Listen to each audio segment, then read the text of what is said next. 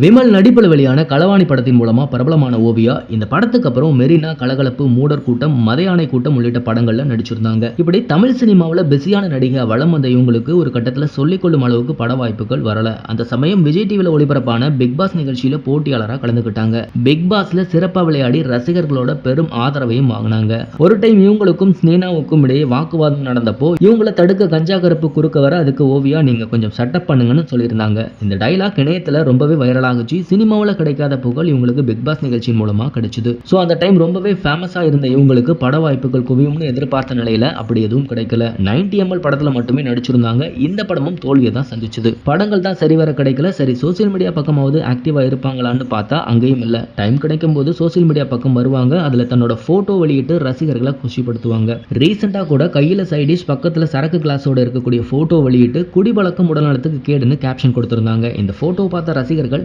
இதெல்லாம் ரொம்ப ஓவர்னு கமெண்ட் செஞ்சிருந்தாங்க. இப்போ ஒரு பேட்டியில சினிமாவில் நடக்கும் அட்ஜஸ்ட்மெண்ட் பிரச்சனையை பத்தி பேசியிருக்காங்க ஓவியா. அதுல சினிமாவில் அட்ஜஸ்ட்மெண்ட் பிரச்சனை இருக்க தான் செய்யுது. அட்ஜஸ்ட்மெண்ட் செஞ்சு தான் சினிமாவுக்கு வரணுங்கிற அவசியம் இல்ல. சினிமா ஒரு வேலை தான். இந்த வேலை இல்லைன்னா வேற ஏதாவது வேலை செஞ்சு பழச்சிக்கலாம். கண்டிப்பா வேற வேலை கிடைக்கும்னு சொன்ன ஓவியா, அதுக்காக அட்ஜஸ்ட்மெண்ட் செஞ்சு பணிஞ்சு போகணுங்கிறது ரொம்ப தப்பான விஷயம். யாராவது உங்ககிட்ட அட்ஜஸ்ட்மெண்ட் செய்ய சொல்லி கேட்டா தயவு செஞ்சு துணிச்சலா அதை பத்தி பொது வழியில வந்து சொல்லுங்க. அப்போ தான் அவங்களுக்கு ஒரு பயம் வரும். இந்த காலத்துல கேமராமேன், லைட்மேன், ப்ரொடியூசர், டைரக்டர் இப்படி நினைச்ச பேர் கூட எல்லாம் அட்ஜஸ்ட்மெண்ட் செஞ்சு தான் நடிக்கணுங்கிறத நினைச்சாலே ரொம்ப அருவருப்பாகவும் அசிங்கமாகவும் இருக்குன்னு வெளிப்படையா பேசியிருக்காங்க. இந்த வீடியோ தான் இப்போ இதில் ட்ரெண்ட் ஆகிட்டு வருது. இந்த மாதிரியான இன்ட்ரெஸ்டிங்கான சினிமா நியூஸ் பத்தின அப்டேட்டுகளை நீங்க உடனுக்குடன் தெரிஞ்சுக்கணும்னா மறக்காம நம்ம சினி மாடல் சேனலை சப்ஸ்கிரைப் பண்ணிக்கோங்க.